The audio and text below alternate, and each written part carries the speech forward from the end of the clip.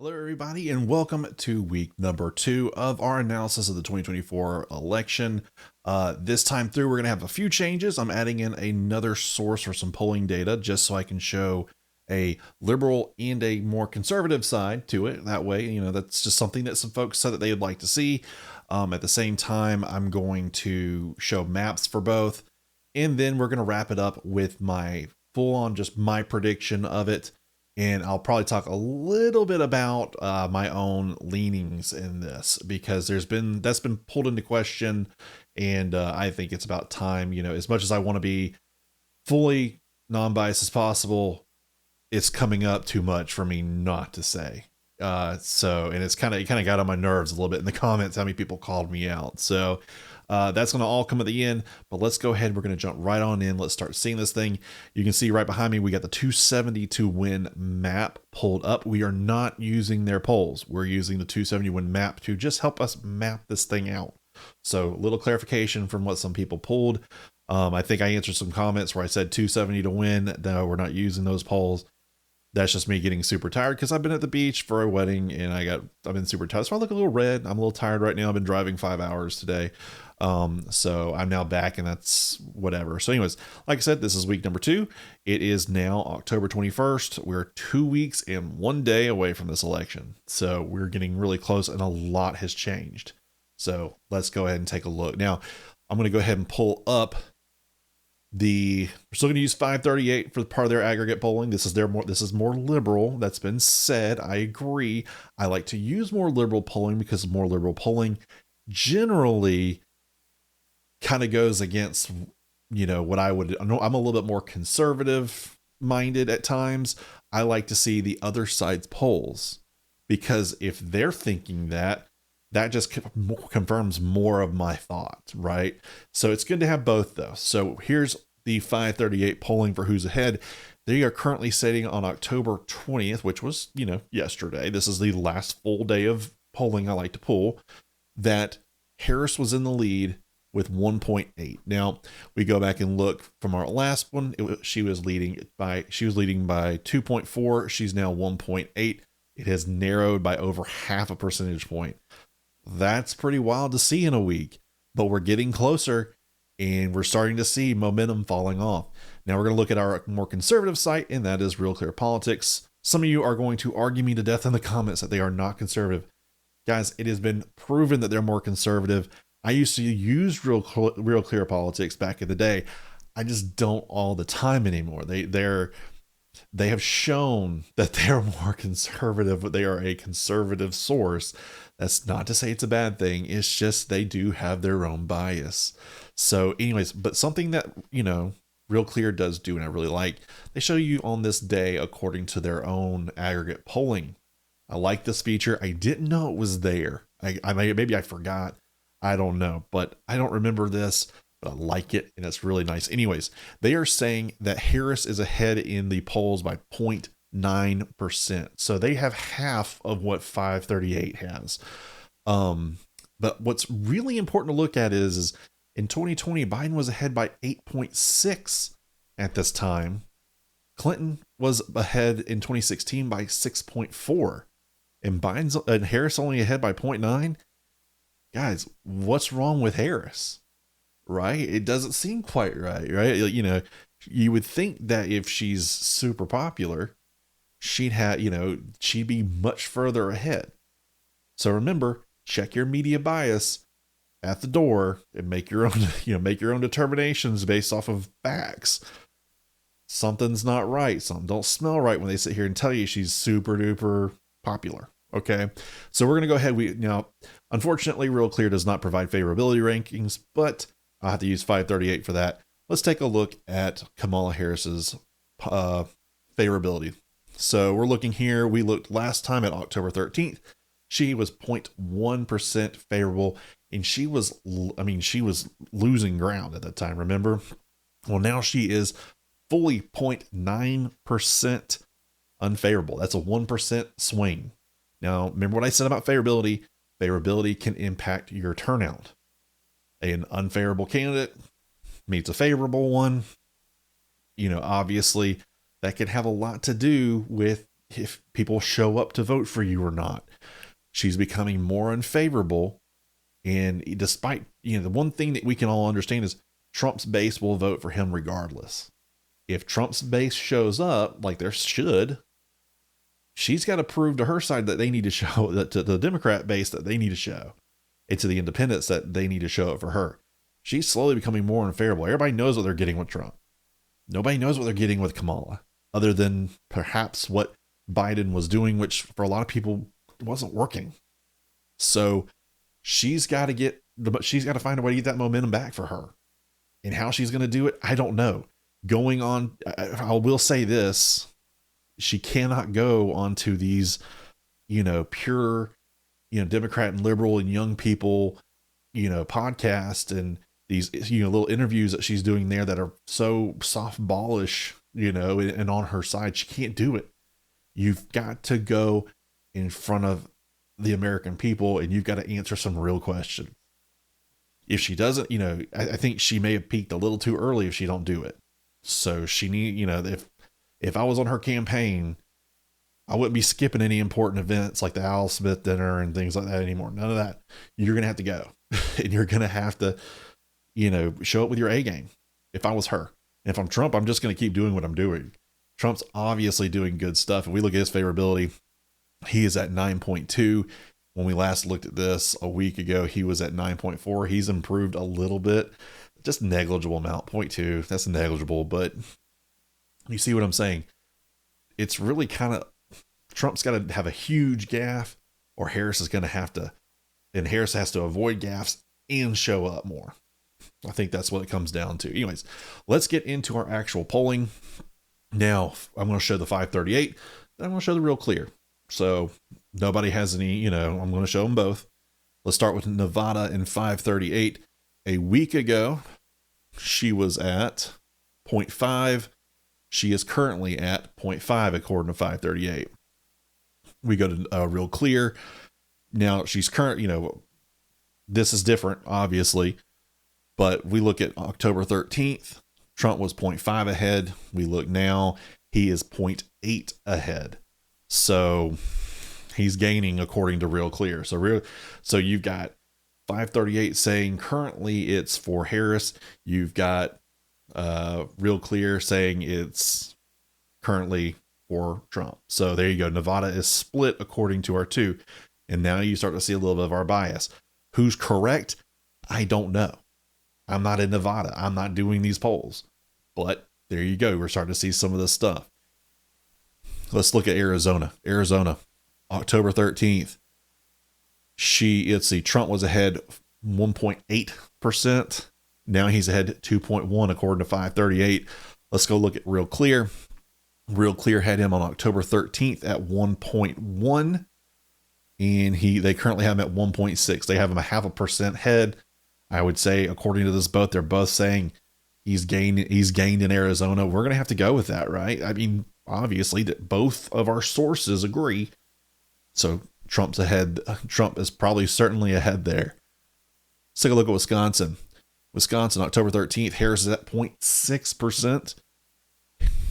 Let's see. They did have a moment here where they were even, but it looks like right now Harris is ahead by 0.2% in Wisconsin. I mean, it's narrowing. 538 says it's narrowing. Let's take a look at what Real Clear says.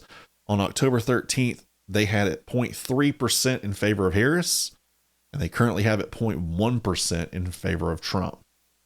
There you go. All right, let's take a look at Michigan.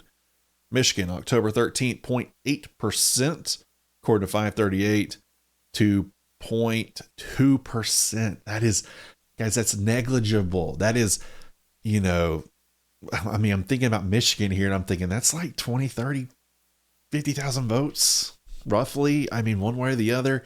And Michigan's a big state. If the more rural areas turn out and Detroit doesn't turn out as much, gosh, you're looking at a different campaign there. If the Upper Peninsula shows up and the Lower Peninsula, and the rest of Michigan doesn't, that's a big difference. So keep in mind that. Let's take a look at Real Clear. Real Clear for the 13th has Trump up 1%, and now they have him up Looks like it's gonna, yeah, 1.2%. Sorry, it's up here as well. So they have him up 1.2%. Yeah, and I just pulled it up. So I mean, again, here we are. Real Clear showing a little bit different of a, a little bit more bias, but I'd have to say they're both increasing in favor of Trump. So keep it in mind. Nothing so far has been Harris's gaining. It's all been Trump's gaining. Okay. Let's take a look at North Carolina. This is getting into those areas I was talking about, heavily impacted by the Hurricane Helene damage and the flooding and all that. Well, we don't have 1,000 people missing anymore. It's something like a couple dozen. Still a lot of death and destruction. I'm worried about people being able to get to a poll. Anyways, we saw 0.9% ahead for Trump on the 13th, and we're at 0.5% now. I mean, that's a difference in a couple polls.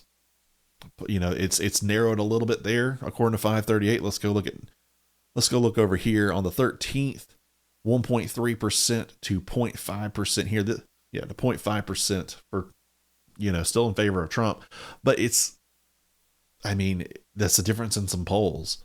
They asked a couple of different people. They asked different people in different polls, and they could have overpolled Raleigh. They could have overpolled Charlotte suburbs. Who knows? But that's the thing. That's what happens with these pollings. You have to understand how polling works to understand why there could be differences like that. But I don't think North Carolina is some indicator of the whole election. I think it might be a little bit more of an outlier. Let's go to Georgia. Georgia, October 13th, Trump was 0.9% ahead, almost a full percentage point. He hit 2% there, it looks like, and he's at 1.8%. So he's doubled his lead there, according to 538. Let's look at Real Clear. Real Clear had on October 13th 0.5%, so half a percentage point. They actually were giving him they were actually doing him a little lower than that. That's kind of shocking, but now it's 1.5%. Or 1.8%. Sorry, I'm missing the spread up here. All right. And let's go to what I think is going to probably be, which in my opinion is probably the more surprising. There we go. I had to think of the word. Surprising is Pennsylvania. Right now, October 13th, Harris is only 0.7% ahead. Here's where we are today. According to 538, Trump's in the lead by 0.3%. I mean, that's a complete switch. That's a swap right there. We go over here and take a look at Real Clear. On the 13th, Trump was ahead by 0.3. They're now calling it 0.8 ahead by their average. I mean, it seems to me, most of these polls right here are showing Trump in the lead. Anyways, all right, so that's pulled in all of our data. Let's go back to our maps. Okay, that's what we really want to see, right? We want to see who's probably gonna win this. So I'm going to show you the first map. Now, the first map is last week's, according to 538.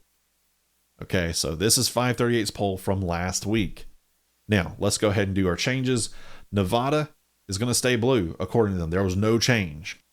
All right. Arizona is just more red. They went up by 0.3% more towards the Republicans. All right. Wisconsin, it's going to be a blue. It's still going to be a blue state, but it's 0.4% more red. All right, so I'm going to give you I'm giving you the more how much it's shifting towards Trump, even though if it doesn't shift. Michigan's going to remain blue, but it's 0.6% more red. Remember, that was really close. It went even. So just know we're getting there. North Carolina, this one right here is the only one that went in the opposite direction, went a little bit more blue. That, like I said, that could have just been who they polled. But North Carolina is going to maintain its red, but it's 0.4% more blue towards Harris. We're going to look at Georgia. Georgia is, I'm going to say, is a heck of a lot more solidly red. Being from Georgia, I'm starting to see way more Trump stuff than I'm seeing Harris Walz stuff anywhere. So it's 0.9% more in favor of Trump. I'd almost about color it another, likely over leans in this category. But that doesn't really matter in the long run.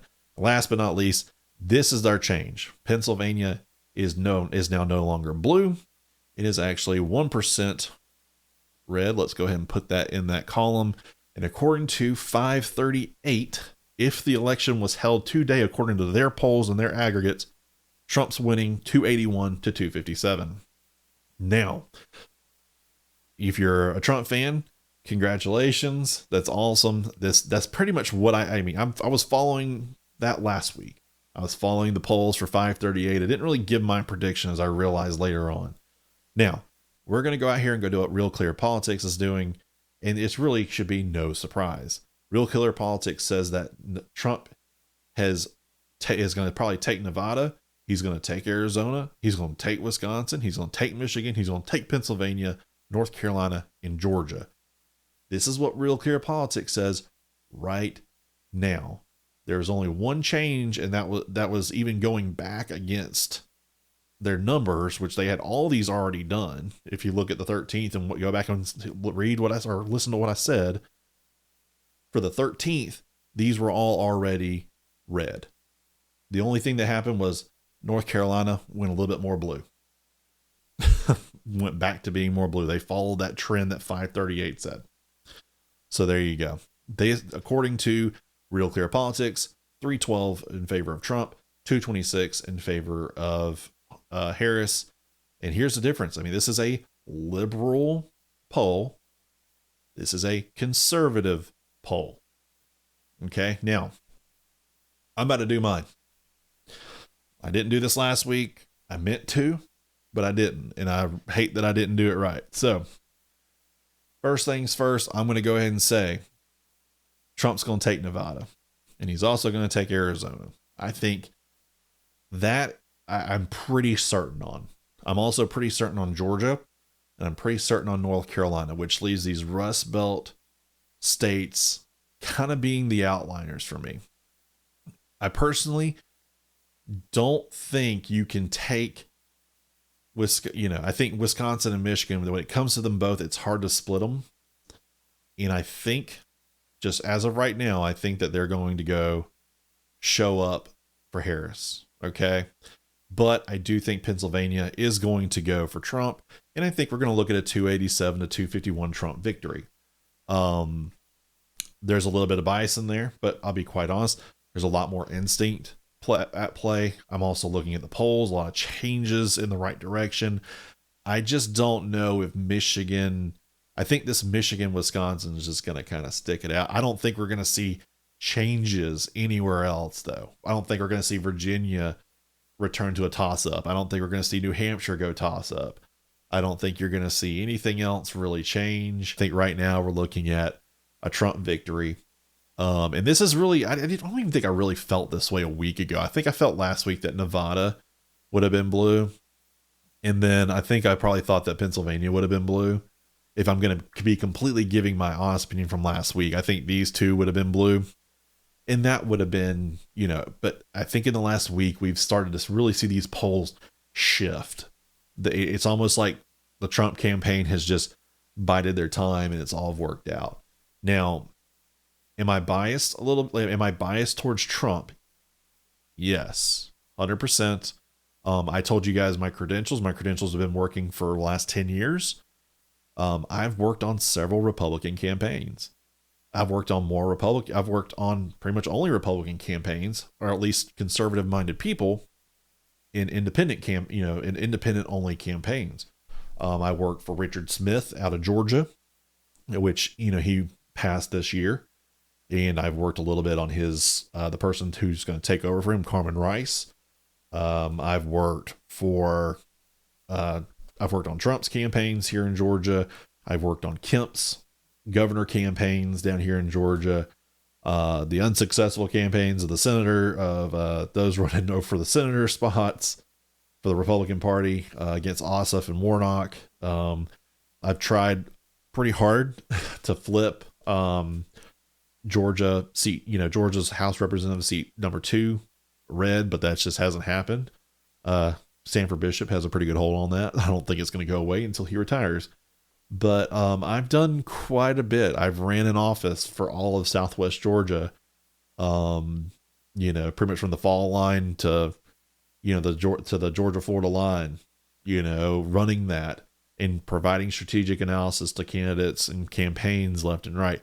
So yes, That's where it comes from. All you guys who are calling me a liberal or Democrat, you could not be more wrong. I'm just a little bit more real. I'm being realistic with you. I'm a little bit more moderate Republican than probably what you'd expect. So, anyways, that really has nothing to do with my analysis, though. It does when I make that map, though. So I think this is the map that I think we're going to end up seeing something similar to this, more than we'll see to this. Now, I would love to see the Real Clear Politics one pull out. I'd love to see everything go red, but I just don't see it. I see it closer to this. Maybe Wisconsin changes. Maybe Michigan does change. I don't know, but I just don't think it will. So anyways, guys, I think I've rambled on long enough. You guys now know a little bit more about me. If that turns you off, I'm sorry. But still, I don't really do elections stuff all the time. I do mostly alternate history videos. So if you guys want to stick around, subscribe and stick around for that, that's awesome. And I encourage you to do so. If you're here just for the politics stuff, we're going to do this for about 2 or 3 more weeks, and then it'll be over and we'll be back to alternate history. And yeah, that's just how we're going to roll. So anyways, guys, I appreciate y'all so much for watching. Don't forget to like, subscribe, comment if you feel like doing so. Please keep the comments just, rather cordial. Please, I'm not going to delete comments unless people are just, overly using hateful comments and things like that. I generally don't do it in the first place. I'm not going to take that kind of stuff in the comments. I had to delete about 4 comments beforehand, but I didn't. If I replied to you, I didn't delete your comment. So let's get that out of the way now too. So anyways, guys, appreciate it, and I'll see you all next week.